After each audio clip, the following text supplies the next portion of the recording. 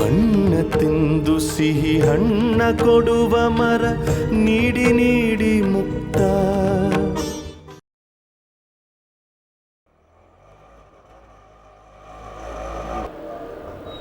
Shashi, auto sound ಆಯ್ತು, ಕಿಟಕಿಲ್ ನೋಡು.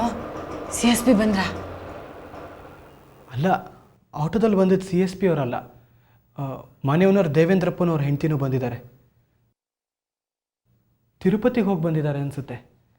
ಶಶಿ, ನಮ್ಮ ಆಫೀಸ್ಗೆ ಬರ್ತಾ ಇದ್ದಾರಾ? ಇಲ್ಲ, ಅವ್ರ ಪಾಡಿಗೆ ಅವ್ರ ಮನೆಗೆ ಹೋದರು. ಶಶಿ, ಈಗ CSP ಆಫೀಸಿಗೆ ಬರ್ತಾರೆ. ನಂಗೆ ತುಂಬ ಹೆದರಿಕೆ ಆಗ್ತಿದೆ ಕಣೋ. 3 ದಿನದಿಂದ ನಾನು ಆಫೀಸಿಗೆ ಬೇರೆ ಬಂದಿಲ್ಲ. ಫೀಸಿನ ಲೆಕ್ಕ ಕೇಳ್ತಾರೆ. ಈ ಫಾರೆಸ್ಟ್ ಡಿಪಾರ್ಟ್ಮೆಂಟಿಂದ ಬೇರೆ ತರಲೆ ಹಾಕ್ಕೋತಿದೆ. ನಂಗೆ ತುಂಬ ಭಯ ಆಗ್ತಿದೆ. ಶಶಿ, ಮೊದಲು ಯಾವ ವಿಚಾರ ಹೇಳೋಣ? ಅಕೌಂಟಿಂದ ಹೇಳೋಣ ಅಥವಾ ಫಾರೆಸ್ಟ್ ಡಿಪಾರ್ಟ್ಮೆಂಟಿಂದ ಹೇಳೋಣ? ಫಾರೆಸ್ಟ್ ಡಿಪಾರ್ಟ್ಮೆಂಟ್ ವಿಚಾರ ಇವತ್ತು ಬೇಡ, ನಾವಿಬ್ಬರು ಬಯಸ್ಕೋತೀವಿ. ಆ ವಿಚಾರ ಇವತ್ತು ಬಿಟ್ಟೇ ಬಿಡೋಣ.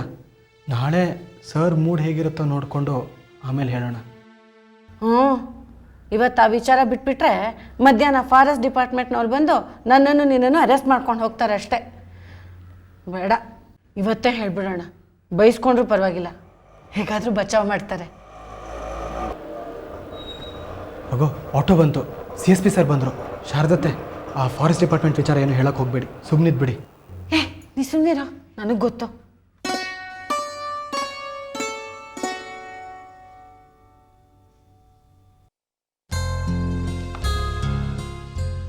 ಓಹೋ ಏನ್ರಿ ಶಾರದಾ ಶ್ರೀಕಂಠಮೂರ್ತಿವ್ರೆ, ಆಫೀಸ್ ಕಡೆ ದಯ ಮಾಡಿಸ್ಬಿಟ್ಟಿದ್ದೀರಿ. ಎಲ್ಲೋಗಿದ್ರಿ? 3 ದಿವಸದಿಂದ ಪತ್ತೆ ಇಲ್ಲ. ಸರ್, ಕೆಂಡ್ವಾಡಕ್ಕೆ ಹೋಗಿದ್ದೆ ಸರ್. ನನ್ನ ಮಗನಿಗೆ ಅಲ್ಲಿಗೆ ಟ್ರಾನ್ಸ್ಫರ್ ಆಗಿದೆಯಲ್ಲ ಸರ್, ಅದಕ್ಕೆ ಅಡುಗೆ ಮನೆ, ದೇವ್ರ ಗುಡು ಎಲ್ಲ ರೆಡಿ ಮಾಡಿ ಕೊಟ್ಬಿಟ್ಟು ಬರೋಕ್ಕೆ ಹೋಗಿದ್ದೆ ಸರ್. ಹೋಗೋವಾಗ ನಿಮಗೆ ಹೇಳಿ ಹೋಗೋಣ ಅಂತ ಬಸ್ ಸ್ಟ್ಯಾಂಡಿಂದ ತಮ್ಮ ಮೊಬೈಲ್ಗೆ 3 ಸತಿ ಫೋನ್ ಮಾಡಿದ್ದೆ ಸರ್. ನೀವು 3 ಸತಿನೂ ಕಟ್ ಮಾಡಿಬಿಟ್ರಿ ಸರ್. ಕಟ್ ಮಾಡದೆ ಏನ್ರಿ ಮಾಡ್ತಾರೆ? ಬೆಳಗ್ಗೆ 11:15 ಗಂಟೆಗಲ್ಲ ನೀವು ಮಾಡಿದ್ದು. ವೀಕ್ ಡೇ, ನಾನು ಕೋರ್ಟಲ್ಲಿ ಇರಲ್ವ ಬೆಳಗ್ಗೆ 11:15 ಗಂಟೆನಲ್ಲಿ. ನಾಗೇಂದ್ರ ನಾಯ್ಡು ಆರ್ಗ್ಯುಮೆಂಟ್ ಇತ್ತು, ಅದ್ರ ಮಧ್ಯದಲ್ಲಿ ನೀವು ಫೋನ್ ಮಾಡಿದ್ದೀರಿ. ಕುಯ್ ಕುಯ್ ಕುಯ್ ಕುಯ್ ಅಂತ ಫೋನ್ ಮಾಡ್ತೀರಿ. ನಾನು ಕೋರ್ಟಲ್ಲಿ ಆನ್ಸರ್ ಮಾಡೋಕ್ಕಾಗುತ್ತಾ? ಕಟ್ ಮಾಡಿದ್ರೆ ಮತ್ತೆ ಮಾಡ್ತೀರಲ್ರಿ, ಕುಯ್ ಕುಯ್ ಕುಯ್ ಅಂತ ಬರ್ತಲೇ ಇರುತ್ತೆ. ಅದಕ್ಕೆ 3 ಸರ್ತಿನ ಕಟ್ ಮಾಡಿದ್ದು. ಜಡ್ಜ್ ಸಾಹೇಬ್ರು ನಾನು ಬೈದರು, ಮೊಬೈಲ್ ಯಾಕೆ ತರ್ತೀರಿ ಕೋರ್ಟ್ಗೆ, ಸ್ವಿಚ್ ಆಫ್ ಮಾಡೋಕ್ಕಾಗಲ್ವಾ ಅಂತ. ನಿಮ್ಮಿಂದ ನಾನು ಬೈಸ್ಕೊಳ್ಳೋ ಹಾಗಾಯಿತು. ಸಾರಿ ಸರ್, ನಂಗೆ ಗೊತ್ತಾಗಲಿಲ್ಲ.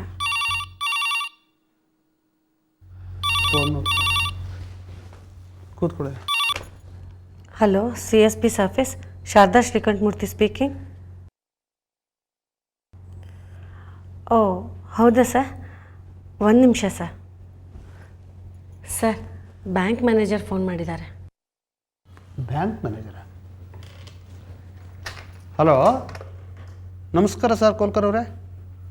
ಸರ್, ಹಾಂ, 2830 ರೂಪಾಯಿ ಚೆಕ್ಕ.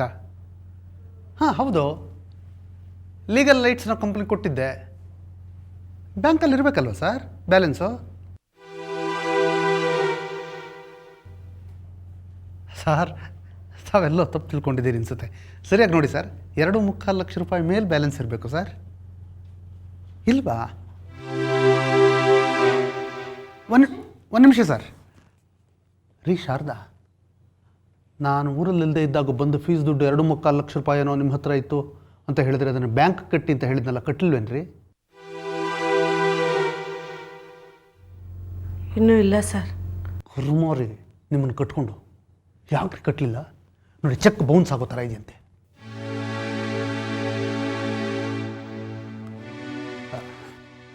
ಸಾರಿ ಕೋಲ್ಕರ್ ಸಾಹೇಬ್ರೆ, ಸರ್ ಅದನ್ನು ಪಾಸ್ ಮಾಡಿ ನಾನು ಕೋರ್ಟ್ಗೆ ಹೋಗ್ತಾ ದಾರಿಯಲ್ಲಿ ಬಂದು ಕಟ್ಬಿಟ್ಟು ಹೋಗ್ತೀನಿ ಸರ್. ಅವ್ರು 2.25 ಲಕ್ಷ ರೂಪಾಯಿ ಕಟ್ಟೋದು ಮರೆತು ಬಿಟ್ಟಿದ್ದಾರೆ. ಹಾಂ, ಥ್ಯಾಂಕ್ ಯು ಸರ್. ನಮಸ್ಕಾರ ಸರ್. ನಮಸ್ಕಾರ. ಅಲ್ರಿ, ಆ ದುಡ್ಡನ್ನು ಬ್ಯಾಂಕ್ ಕಟ್ಟೋಕೆ ಏನ್ರಿ ಆಗಿತ್ತು ನಿಮಗೆ? ಊರಿಗೆ ಹೊರಟೋಗಿದ್ನಲ್ಲ ಸರ್. ಕ್ಯಾಶ್ ಇವತ್ತು ತಂದಿದ್ದೀರಾ? ತಂದಿದ್ದೀನಿ ಸರ್. ತಗೊಂಬನೆ, ಹೋಗೋ ಕಟ್ಟೋಗೋಣ ಬ್ಯಾಂಕ್ಗೆ.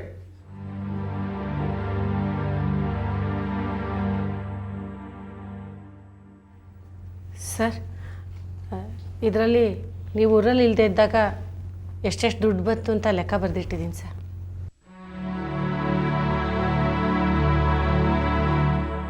ಫಸ್ಟ್ ಐಟಮ್ ರಾಜು ಮರ್ಡರ್ ಕೇಸ್ದು ಶಶಿಕಾಂತನ ಕಡೆಯಿಂದ ಫೀಸ್ 1 ಲಕ್ಷ. ಶಬಾಷ್, 1 ಲಕ್ಷ ಫೀಸ್ ಕೊಟ್ರೇನ್ರಿ ನೀವು? ಅರೆ, ನಿಮ್ಮಿಂದ ಪೈಸಾ ಫೀಸ್ ಬರಲ್ಲ ಅಂದ್ಕೊಂಡಿದ್ದೆ ಕಣ್ರಿ ನಾನು. ಶಬಾಷ್. ಸರ್, ನಿಮಗೆ ಫೀಸ್ ಕೊಡದೇ ಇದ್ರೆ ದೇವ್ರು ಮೆಚ್ತಾನ sir? Thank you very much Shashikanta. Please don't mention sir.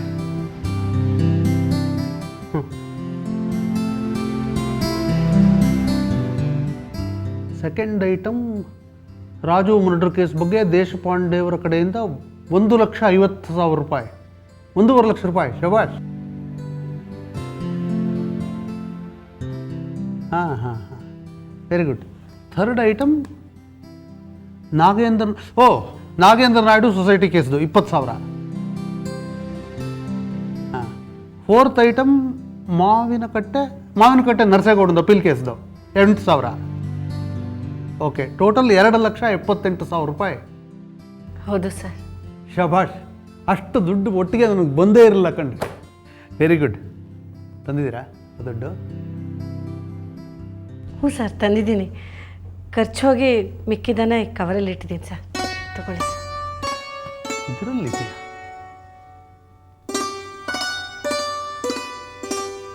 ಅಷ್ಟೊಂದು ದುಡ್ಡು ಇದರಲ್ಲಿ ಇದೆಯೇನ್ರಿ?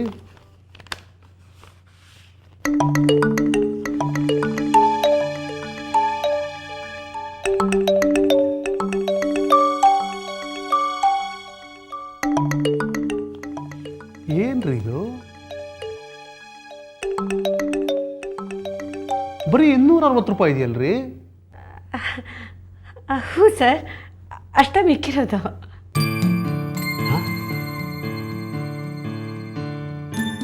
2.25 ಲಕ್ಷ ರೂಪಾಯಲ್ಲಿ 260 ರೂಪಾಯಿನ ಮಿಕ್ಕಿರೋದು?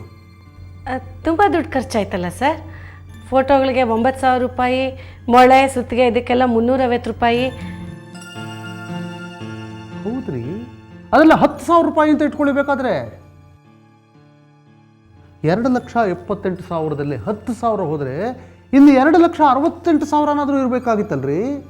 260 ರೂಪಾಯಿ ಕೊಡ್ತಾ ಇದ್ದೀರಿ. ಅಷ್ಟೇ ಸರ್ ಮಿಕ್ಕಿರೋದು. ಆಫೀಸ್ ಕಸ ಗುಡಿಸೋರ್ದು, ನ್ಯೂಸ್ ಪೇಪರ್ದು, ಲಾ ಜರ್ನಲ್ಸ್ದು ಎಲ್ಲ ಪೇ ಮಾಡಿಬಿಟ್ಟಿದ್ದೀನಿ ಸರ್. ಜೊತೆಗೆ 1-2 ಇನ್ವೆಸ್ಟ್ಮೆಂಟ್ಸು ಮಾಡಿದ್ದೀನಿ ಸರ್. ಪೂರ್ತಿ ಲೆಕ್ಕ ಬರೆದಿಟ್ಟಿದ್ದೀನಿ ಸರ್ ಇದರಲ್ಲಿ, ನೋಡಿ ಸರ್. ಅಷ್ಟೇ ಮಿಕ್ಕಿರೋದ? ಡೀಟೇಲ್ಸ್ ಇದರಲ್ಲಿ ಬರೆದಿದ್ದೀರಾ? ಕಸ ಗುಡಿಸೋರಿಗೆ, ಆಫೀಸ್ ಕಸ ಗುಡಿಸೋರ್ಗೆ 500, ಮನೆ ಕಸ ಗುಡಿಸೋರ್ಗೆ 600, ನ್ಯೂಸ್ ಪೇಪರ್ 260, ಅನ್ನದಾನ 7,600 ರೂಪಾಯಿ. ಏನು ಅನ್ನದಾನ ಇದು 7,600 ರೂಪಾಯಿ? ಅದೇ ಸರ್, ರಾಜು ಮರ್ಡರ್ ಕೇಸ್ ಗೆದ್ದರೆ ನಮ್ಮ ದೇವಳಗೆರೆ ಗುರುಗಳ ಆಶ್ರಮದಲ್ಲಿ ಅನ್ನದಾನ ಮಾಡಿಸ್ತೀನಿ ಅಂತ ಹರಕೆ ಹೊತ್ಕೊಂಡಿದ್ದೆ ಸರ್. ಅದರದ್ದೇ ಸರ್ 7,600 ರೂಪಾಯಿ ಖರ್ಚಾಗಿರೋದು. ಅಲ್ರಿ, ನೀವು ಹರಕೆ ಹೊತ್ಕೊಂಡ್ರೆ ನನ್ನ ದುಡ್ಡು ಯಾಕೆ ಕೊಡ್ತೀರಿ ಅದಕ್ಕೆ? ಅನ್ನದಾನದ ಪುಣ್ಯ ನಿಮಗೆ ಬರಬೇಕಲ್ಲ ಸರ್. ಬೇರೆಯವ್ರು ದುಡ್ಡು ಖರ್ಚು ಮಾಡಿದರೆ ಪುಣ್ಯ ನಿಮ್ಮ ಲೆಕ್ಕಕ್ಕೆ ಬೀಳಲ್ಲ ಸರ್. ಕರ್ಮ ಕಣ್ರಿ. ಏನ್ರಿ ಇದು US 6,000 ರೂಪಾಯಿ ಅಂತ ಬರ್ತಿದ್ದೀರಿ? ಏನು US 6,000 ರೂಪಾಯಿ? ಅವತ್ತು ನೀವೇ ಬೈದಿದ್ರಲ್ಲ ಸರ್, ಅದೇ ನಾನು ಹಳೆ ಸೀರೆ ಉಟ್ಕೊಂಡು ಬಂದಿದ್ದೆ.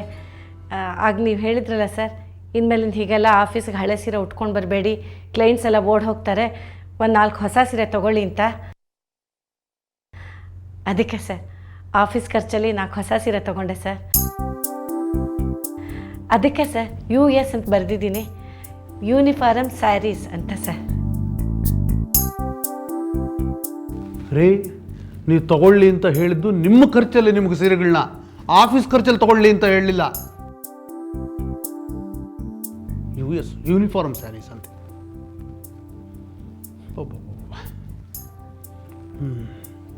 ಇದೇನು ರೀ investment? 2 investment S K 1 lakh, investment L K 1,50,000, 1.5 lakh ರೂಪಾಯಿ. ಏನು ರೀ ಇದು? ಹೌದು ಸರ್, ಒಟ್ಟು 2.5 ಲಕ್ಷ ಇನ್ವೆಸ್ಟ್ಮೆಂಟ್ ಮಾಡಿದ್ದೀನಿ ಸರ್. 2.5 ಲಕ್ಷ ರೂಪಾಯಿ ಇನ್ವೆಸ್ಟ್ ಮಾಡಿದ್ದೀರಾ ಬಂದು ದುಡ್ಡಲ್ಲಿ? ಏನಿದು ಎಸ್ ಕೆ ಅಂದರೆ? ಎಸ್ ಕೆ ಅಂದರೆ ಶಶಿಕಾಂತ ಅಂತ ಸರ್. ಶಶಿಕಾಂತ? ಹ್ಞೂ ಸರ್, ಇದೇ ಶಶಿಕಾಂತ. ಏನ ಮೇಲೆ ಏನ್ರಿ ಇದು? ಶಶಿಕಾಂತನ ಮೇಲೆ ಇನ್ವೆಸ್ಟ್ಮೆಂಟ್ ಅಂದರೆ ಏನ್ರಿ ಅರ್ಥ? ಒಟ್ಟಿಗೆ 2.5 ಲಕ್ಷ ಬಂತಲ್ಲ ಸರ್, ಸುಮ್ಮನೆ ಬ್ಯಾಂಕಲ್ಲಿ ಇಟ್ಟರೆ ಏನು ಪ್ರಯೋಜನ ಅನ್ನಿಸ್ತು ಸರ್. ಇವನು 1 ಲಕ್ಷ ಕೊಡಿ, ಮುಂದಿನ ಡಿಸೆಂಬರ್ ವೇಳೆಗೆ 1.5 ಲಕ್ಷ ಕೊಡ್ತೀನಿ ಅಂತಂದೆ ಸರ್. ಬ್ಯಾಂಕಲ್ಲಿಟ್ಟರೆ 15,000 ರೂಪಾಯಿ ಕೂಡ ಬಡ್ಡಿ ಬರೋದಿಲ್ಲ ಸರ್. ಇವನು 50,000 ರೂಪಾಯಿ ಬಡ್ಡಿ ಕೊಡ್ತೀನಿ ಅಂತಂದ. ಅದಕ್ಕೆ ಇಲ್ಲಿ ಇನ್ವೆಸ್ಟ್ ಮಾಡಿದೆ ಸರ್. ಅದೇ ಸರ್ ಎಸ್ ಕೆ ಇನ್ವೆಸ್ಟ್ಮೆಂಟ್ಸ್. ಅಲ್ಲ ರೀ, ಈ ಶಶಿಕಾಂತ ಯಾವ ಮಹಾ ದೊಡ್ಡ ಬ್ಯಾಂಕರ್ ಅಂತ ಇವ್ರ ಮೇಲೆ ಇನ್ವೆಸ್ಟ್ ಮಾಡಿದಿರಿ? ನನಗೆ ಅರ್ಥ ಆಗ್ತಿಲ್ಲಪ್ಪ. ಏನ್ರಿ ಗ್ಯಾರಂಟಿ? ಇವ್ರ ಮನೆಯವ್ರು ಮೊದಲೇ ಎಲ್ಲರಿಗೂ ಟೋಪಿ ಹಾಕೋದ್ರಲ್ಲಿ ಹೆಸರುವಾಸಿ. ಇವ್ರ ಹತ್ರ 1 ಲಕ್ಷ ರೂಪಾಯಿ ಇನ್ವೆಸ್ಟ್ ಮಾಡಿದ್ದೀರಲ್ಲ? ಹಾಗೆಲ್ಲ ಗ್ಯಾರಂಟಿ ಇಲ್ಲದೆ ನಾವು ಕೊಡೋದಿಲ್ಲ ಸರ್. ಸುಮ್ಮನೆ ಯಾಕೋ ನಿಂತಿದ್ಯಾ, ಕೊಡೋ ಆ ಕವರ್ನ. ಇದರಲ್ಲಿ 10 ಪೋಸ್ಟ್ ಡೇಟೆಡ್ ಚೆಕ್ಸ್ ಇದೆ ಸರ್. ಒಂದೊಂದು ಚೆಕ್ಕು 15,000ದ್ದು. ಮುಂದಿನ ವರ್ಷದ ಏಪ್ರಿಲ್ 5ನೇ ತಾರೀಕಿಗೆ ಮೊದಲನೇ ಚೆಕ್ಕು, ಆಮೇಲೆ ಪ್ರತಿ ತಿಂಗಳ 5ನೇ ತಾರೀಕಿಗೆ ಉಳಿದಿದ್ದ 9 ಚೆಕ್ಕು, ಬಡ್ಡಿ 50,000, ಅಸಲು 1 ಲಕ್ಷ, ಎಲ್ಲ ಸೇರಿ ಒಟ್ಟಿಗೆ 1.5 ಲಕ್ಷ ಸರ್. ತಗೊಳ್ಳಿ ಸರ್. ಅಲ್ಲಯ್ಯ, ನಿನ್ನ ಹತ್ರ ಈ ಚೆಕ್ಗಳು ತಗೊಂಡು ನಾನೇನು ಮಾಡಲಿ? ಬ್ಯಾಂಕಲ್ಲಿ ಬ್ಯಾಲೆನ್ಸ್ ಇದ್ರೆ ತಾನೇ ಚೆಕ್ಗಳಿಗೆ ಬೆಲೆ. ಈ ಚೆಕ್ಗಳು ತಗೊಂಡು ನಾನು ಜೇನುತುಪ್ಪ ಹಾಕೊಂಡು ನೆಕ್ಕೋಬೇಕಷ್ಟೇ. ಹಾಗೆಲ್ಲ ಬ್ಯಾಲೆನ್ಸ್ ಇಲ್ಲದೆ ಚೆಕ್ ಬೌನ್ಸ್ ಆದರೆ ಇವನ ಮೇಲೆ ಚೆಕ್ ಬೌನ್ಸ್ ಕೇಸ್ ಹಾಕ್ಬೋದಲ್ಲ ಸರ್? ಹಾಗೆಲ್ಲ ಚೆಕ್ ಬೌನ್ಸ್ ಆದರೆ ಅದು ಕ್ರಿಮಿನಲ್ ಕೇಸ್ ಆಗುತ್ತೆ, ಡೇಂಜರಸ್ಸು ಅಂತ ಇವನು ಗೊತ್ತು ಸರ್. ನಾ ಎಲ್ಲ ಹೇಳಿದ್ದೀನಿ. ಕ್ಯಾಶ್ ಆಗುತ್ತೆ ಸರ್ ಚೆಕ್ಗಳು. ರೀ, ಅವನ ಮುಖ ನೋಡ್ರಿ, 5 ಪೈಸಾ ಸಂಪಾದಿಸೋ ಯೋಗ್ಯತೆ ಇದೆಯೇನ್ರಿ ಅವನ ಮುಖದಲ್ಲಿ? ಇನ್ನು 1.5 ಲಕ್ಷ ಸಂಪಾದಿಸಿ ನಾನು ಕೊಡ್ತಾನೇನ್ರಿ? ರೀ ಶಾರದಾ ಅವರೇ, ಚೆಕ್ ಬೌನ್ಸ್ ಆದರೆ ಕೇಸ್ ಹಾಕ್ಬೋದು ಅಂತ ಲಾಯರ್ ಆದ ನನಗೆ ಲಾ ಪಾಯಿಂಟ್ ಹೇಳ್ಕೊಡ್ತೀರೇನ್ರಿ ನಿಮಗೆ? ಇವನ ಮೇಲೆ ಏನಾದರೂ ಚೆಕ್ ಬೌನ್ಸ್ ಕೇಸ್ ಹಾಕಿದ್ರೆ ನಾನೇ ಇವನಿಗೆ ಲಾಯರ್ ಆಗಿ ನಿಂತ್ಕೊಂಡು ಇವನು ಬಿಡಿಸ್ಬೇಕಾಗುತ್ತೆ. ಚೆಕ್ ಬೌನ್ಸ್ ಆದರೆ ಕೇಸ್ ಹಾಕ್ಬೋದಂತೆ, ಲಾ ಪಾಯಿಂಟ್ ಹೇಳ್ಕೊಡಕ್ಕೆ ಬಂದರು. ಆಗಲ್ಲ ಕಣ್ರಿ, ಆಗಲ್ಲ. ಮೊದಲು ವಾಪಸ್ ಇಸ್ಕೊಳ್ಳಿ ಆ ದುಡ್ಡು 1 ಲಕ್ಷ ಇವನ ಹತ್ರ.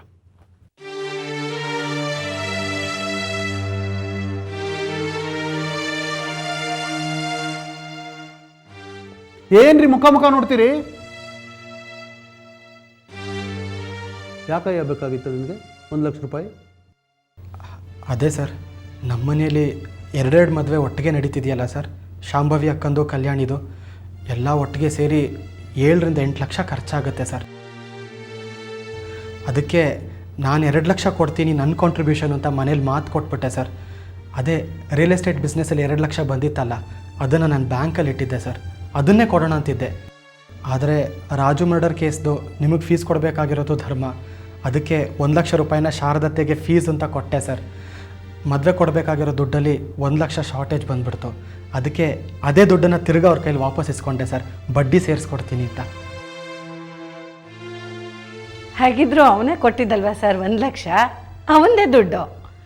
ಅವನ ದುಡ್ಡನ್ನು ಅವನಿಗೆ ಕೊಟ್ಟು ಅವನಿಂದಾನೇ 50,000 ರೂಪಾಯಿ ಬಡ್ಡಿ ತಗೊಂಡ್ರೆ ಎಷ್ಟು ಚೆನ್ನಾಗಿರುತ್ತಲ್ವ ಸರ್? ಅದಕ್ಕೆ ಸರ್ ನಾನು ಈ ಟ್ರಿಕ್ ಮಾಡಿ ಇನ್ವೆಸ್ಟ್ ಮಾಡಿದ್ದು. ಹೆಂಗ್ರಿ ಅವಂದೇ ದುಡ್ಡು? ಅವನ ದುಡ್ಡು ಅದು 1 ಲಕ್ಷ. ಅವನು ನಾನು ಕೊಟ್ಟ ತಕ್ಷಣ ಅವನು ಮರ್ಡರ್ ಕೇಸಿಂದ ಬಿಡಿಸೋದಕ್ಕೆ 8 ತಿಂಗಳು ಹಗಲು ರಾತ್ರಿ ನಾನು ಕೆಲಸ ಮಾಡೋದನ್ನ ಇಲ್ಲ. ಅದ್ರದ್ದು ಫೀಸ್ 1 ಲಕ್ಷ ಕೊಟ್ಟಿದ್ದಾನೆ. ನಾನು ಕೊಟ್ಬಿಟ್ಟ ಮೇಲೆ ನಂತಾನೆ ದುಡ್ಡದು ಅವನದು ಹೇಗಾಗುತ್ತೆ? ಅವಂದೇನಂತೆ ದುಡ್ಡು ಏನು ಧರ್ಮಕ್ಕೆ ಕೊಡ್ತಾ ಇದ್ದಾನಂತೆ. ಆಗಲ್ರಿ, ಮೊದಲು 1 ಲಕ್ಷ ರೂಪಾಯಿ ಇಸ್ಕೊಳ್ಳಿ. ಕೊಟ್ಬಿಡಯ್ಯ 1 ಲಕ್ಷ ರೂಪಾಯಿ. ಸರ್, ಆ 1 ಲಕ್ಷ ನಾನು ವಾಪಸ್ ಕೊಡಲೇಬೇಕು ಅಂದರೆ ಶಾಂಭವಿ ಅಕ್ಕನ ಮದುವೆ ನಡೆಯೋದು ತುಂಬ ಕಷ್ಟ ಆಗ್ಬಿಡುತ್ತೆ ಸರ್. ನಾ 1 ಲಕ್ಷ ಶಾಂಭವಿ ಅಕ್ಕನ ಹತ್ರ ಕೊಟ್ಬಿಟ್ಟಿದ್ದೀನಿ ಸರ್. ನೀವು ಬೇಕೇ ಬೇಕು ಅಂದರೆ ಶಾಂಭವಿ ಅಕ್ಕನ ಹತ್ರ ಹೇಳಿ ವಾಪಸ್ ಇಸ್ಕೊಡ್ತೀನಿ ಸರ್. ಹೆಂಗೆ ಎಮೋಷನಲ್ ಬ್ಲ್ಯಾಕ್ ಮೇಲ್ ಮಾಡ್ತೀರಾ ಕಣ್ರಿ. ಈಗ ನಾನು 1 ಲಕ್ಷ ರೂಪಾಯಿ ವಾಪಸ್ ಬೇಕು ಅಂತ ನನ್ನ ಹತ್ರ ತೊಗೊಂಡ್ರೆ ಶಾಂಭವಿ ಮದುವೆ ಈ CSP ಇಂದಲೇ ನಿಂತೋಯ್ತು ಅಂತ ಊರೆಲ್ಲ ಡಂಗೂರ ಹೊಡ್ಕೊಂಡ್ಬರ್ತೀರಿ ನಿಮ್ಮ ಮನೆಯವರೆಲ್ಲ. ನನಗೆ ಗೊತ್ತಿಲ್ವ ನಿಮ್ಮ ಮನೆಯವ್ರ ಬುದ್ಧಿ. ನಿನ್ನ ಕಾಂಟ್ರಿಬ್ಯೂಷನ್ಗೂ ನನ್ನ ದುಡ್ಡೇ ಬೇಕು, ಎಲ್ಲದಕ್ಕೂ ನನ್ನ ದುಡ್ಡೇ ಬೇಕಲ್ವಾ? ಯಾಕ್ರಿ ಕೊಡಕ್ಕೆ ಹೋಗ್ಬೇಕಾಗಿತ್ತು ನೀವು? ಪಾಪ ಬಡ್ಡಿ ಕೊಡ್ತಾನಲ್ಲ ಸರ್ 50,000, ತಿಂಗಳಿಗೆ 4% ಥರ ವರ್ಕೌಟ್ ಆಗುತ್ತೆ ಸರ್. ರೇ ಶಾರದಮ್ಮ, ಅವನು ದುಡ್ಡು ವಾಪಸ್ ಕೊಟ್ಟರೆ ತಾನೇ ರೀ 4% ಥರ ವರ್ಕೌಟ್ ಆಗೋದು. ಎಲ್ಲಿಂದ ಕೊಡ್ತೀಯ ವಾಪಸ್ಸು ದುಡ್ಡು? ಸರ್, ನಾನು ಫ್ಲೋರಿಕಲ್ಚರ್ ಶುರು ಮಾಡಬೇಕು ಅಂತಿದ್ದೀನಲ್ಲ ಸರ್, ಅದರಲ್ಲಿ ದುಡ್ಡು ಬರುತ್ತೆ ಸರ್. ವ್ಯವಸಾಯ ನಂಬಿಕೊಂಡು ಯಾರಿಗಾದ್ರೂ ದುಡ್ಡು ಪ್ರಾಮಿಸ್ ಮಾಡೋಕ್ಕಾಗುತ್ತೇನೆಯ? ಬೆಳೆ ಬರಲಿಲ್ಲ ಅಂದರೆ ಏನು ಮಾಡ್ತೀಯಾ? ಸರ್, ಅದೊಂದೇ ಅಲ್ಲ ಸರ್, ಜೊತೆಗೆ ಒಂದು ಹೊಸ ಮ್ಯೂಸಿಕ್ ಸ್ಕೂಲ್ ಶುರು ಮಾಡಬೇಕು ಅಂತಿದ್ದೀನಿ ಸರ್. Music school? ಸಂಗೀತದ ಪಾಠ ಹೇಳ್ಕೊಡ್ತೀಯಾ? ಸರ್ ಗಾಬರಿ ಆಗಬೇಡಿ ಸರ್. ಇಲ್ಲಲ್ಲ, ನಮ್ಮ ಆಫೀಸಲ್ಲಲ್ಲ, ಬೇರೆ ಕಡೆ ಜಾಗ ಹುಡುಕ್ತಾ ಇದ್ದಾನೆ ಸರ್. ರೀ, ಭೂಮಂಡಲದಲ್ಲಿ ಎಲ್ಲಿ ಬೇಕಾದರೂ ಜಾಗ ನೋಡ್ಲಿರಿ. ಇವನು ಗಂಟ್ಲು ನಂಬಿಕೊಂಡು ಸಂಗೀತ ಕಲಿಯೋದಕ್ಕೆ ಯಾರು ಬರ್ತಾರೆ? ಯಾರು ಬರಲ್ಲ ಇವನ ಹತ್ರ ಹಾಡು ಕೇಳೋದಕ್ಕೆ. ನೆಗದು ಬಿದ್ದು ಹೋಯ್ತು ನಾನು 1 ಲಕ್ಷ ರೂಪಾಯಿ.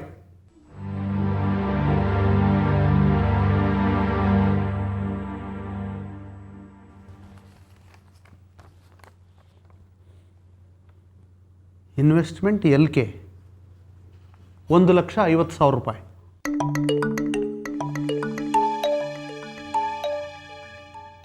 ಯಾವುದ್ರಿ ಇದು ಇನ್ವೆಸ್ಟ್ಮೆಂಟ್ LK 1.5 ಲಕ್ಷ ರೂಪಾಯಿ? ಅದೇ ಸರ್ LK ಇನ್ವೆಸ್ಟ್ಮೆಂಟು. ಒಂದು ಸರ್ತಿ 1.5 ಲಕ್ಷ ಇನ್ವೆಸ್ಟ್ಮೆಂಟ್ ಮಾಡಿಬಿಟ್ರೆ ಸಾಕು ಸರ್.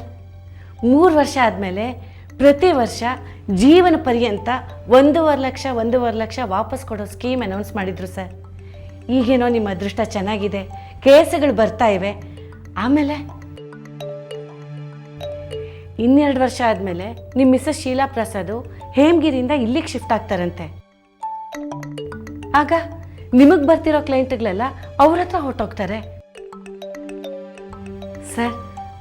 ನೀವು ಎಷ್ಟೇ ಬುದ್ಧಿವಂತರಾದರೂ ನಿಮಗಿಂತ ನಿಮ್ಮ ಮಿಸಸ್ ಶೀಲಾ ಪ್ರಸಾದ್ ಅವರೇ ಹೆಚ್ಚು ಬುದ್ಧಿವಂತರು ಅಂತ ಕ್ಲೈಂಟ್ಗಳೆಲ್ಲ ಅಂದ್ಕೊಂಡಿದ್ದಾರೆ ಸರ್. ನನ್ನ ಅಭಿಪ್ರಾಯ ಅಲ್ಲ ಸರ್, ಅದು ಕ್ಲೈಂಟ್ಗಳ ಅಭಿಪ್ರಾಯ. ಅದಕ್ಕೆ ಆ ಟೈಮಿಗೆ ನಿಮಗೆ ಪ್ರತಿ ವರ್ಷ 1.5 ಲಕ್ಷ ಬರ್ತಾ ಇದ್ದರೆ ನೀವು ಸೇಫ್ ಆಗ್ತೀರಿ ಅಂತ ಇನ್ವೆಸ್ಟ್ಮೆಂಟ್ ಮಾಡಿದೆ ಸರ್. ಅದರಲ್ಲೇ ಡಿಪಾಸಿಟ್ ರಶೀತಿನೂ ಇಟ್ಟಿದ್ದೀನಿ, ನೋಡಿ ಸರ್.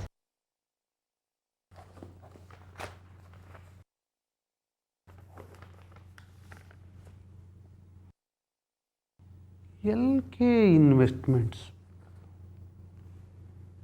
ಇನ್ವೆಸ್ಟ್ಮೆಂಟ್ ಅಂತ ಎಲ್ಲೋ ಕೇಳಿದ್ದೀನಲ್ರಿ. ಏನು ಹೇಳಿ LK ಅಂದರೆ? ಅದೇ ಲಕ್ಷ್ಮೀ ಕಟಾಕ್ಷ ಇನ್ವೆಸ್ಟ್ಮೆಂಟ್ಸ್ ಅಂತ ಸರ್.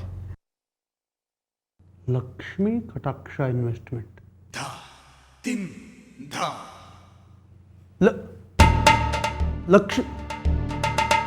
ಲಕ್ಷ್ಮೀ ಕಟಾಕ್ಷ ಇನ್ವೆಸ್ಟ್ಮೆಂಟ್.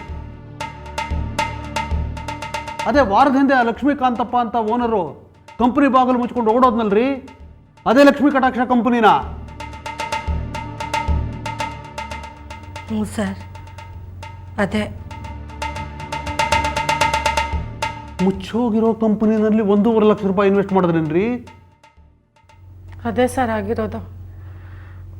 ಅವತ್ತು ಇನ್ವೆಸ್ಟ್ಮೆಂಟ್ ಮಾಡಿದಾಗ ನಂಗೆ ಗೊತ್ತಿರಲಿಲ್ಲ ಸರ್, ಅವನು ಓಡಿ ಹೋಗ್ತಾನೆ, ಕಂಪ್ನಿ ಮುಚ್ಚೋಗುತ್ತೆ ಅಂತ. ಅಲ್ಲಿ ಇನ್ವೆಸ್ಟ್ಮೆಂಟ್ ಮಾಡೋದಕ್ಕೂ ಮುಂಚೆ ಶೀಲಾ ಪ್ರಸಾದ್ ಅವ್ರಿಗೆ ಫೋನ್ ಮಾಡಿ ಕೇಳಿದೆ ಸರ್.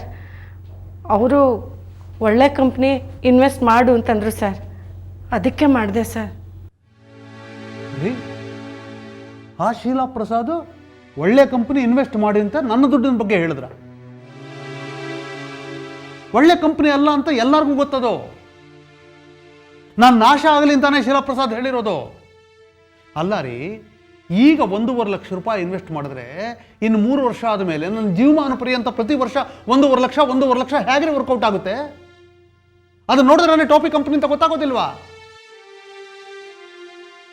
ಅದನ್ನ ಇನ್ವೆಸ್ಟ್ ಮಾಡಿ ಅಂತ ಹೇಳಿದ್ರಂತೆ ಶೀಲಾ ಪ್ರಸಾದ್. ನಾನು ನಾಶ ಆಗ್ಬಿಡ್ಲಿ ಅಂತಾನೆ ಹೇಳಿರೋದವರು. ಅವ್ರ ಮಾತು ಕೇಳ್ಕೊಂಡು ನೀವು ಇನ್ವೆಸ್ಟ್ ಮಾಡಿದ್ದೀರಿ. ಅಲ್ಲಿಗೆ ಬಿತ್ತು ಆ 1.5 ಲಕ್ಷಕ್ಕೂ ಟೋಪಿ ಬಿತ್ತು ನನಗೆ.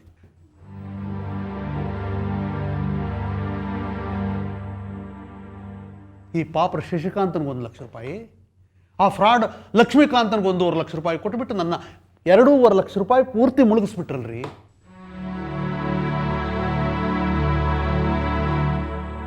ನನ್ನ ಮಕ್ಕಳ ಹಣೆ ನಂಗೆ ಗೊತ್ತಿರಲಿಲ್ಲ ಸರ್ ಹೀಗೆಲ್ಲ ಆಗುತ್ತೆ ಅಂತ. ಅಳಬೇಡ್ರಿ, ನನ್ನ ಹಣೆಯಲ್ಲಿ ಬರೆದಿಲ್ಲ ಅಷ್ಟೆ. ನನ್ನ ಹಣೆಯಲ್ಲಿ ಯಾವತ್ತೂ ಇಷ್ಟು ದೊಡ್ಡ ದುಡ್ಡು ಇಟ್ಕೊಳ್ಳೋದು ಬರೆದಿಲ್ಲ. ಅದು ನನ್ನ ಕರ್ಮ. ಚಿಂತೆ ಮಾಡಬಾರ್ದು ಅಂತ ಬಿಟ್ಟು ಬಿಡಬೇಕಷ್ಟೆ.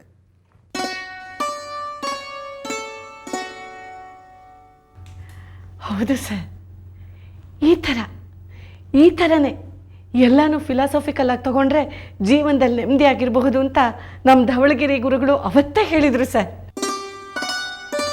ಅದಕ್ಕೆ ಸರ್ ನಾನು ನೆಮ್ಮದಿಯಾಗಿದ್ಬಿಟ್ಟಿದ್ದೀನಿ. ನೀವು ಚಿಂತೆ ಮಾಡಬೇಡಿ ಸರ್. ಮುಚ್ಚ್ರಿ ಬಾಯಿ.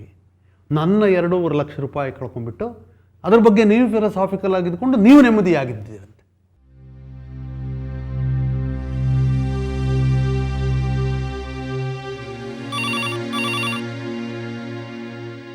ಫೋನ್ ನೋಡಿ. Hello, CSP office, Sharada Srikanthamurthy speaking. Forest ಡಿಪಾರ್ಟ್ಮೆಂಟಿಂದನಾ?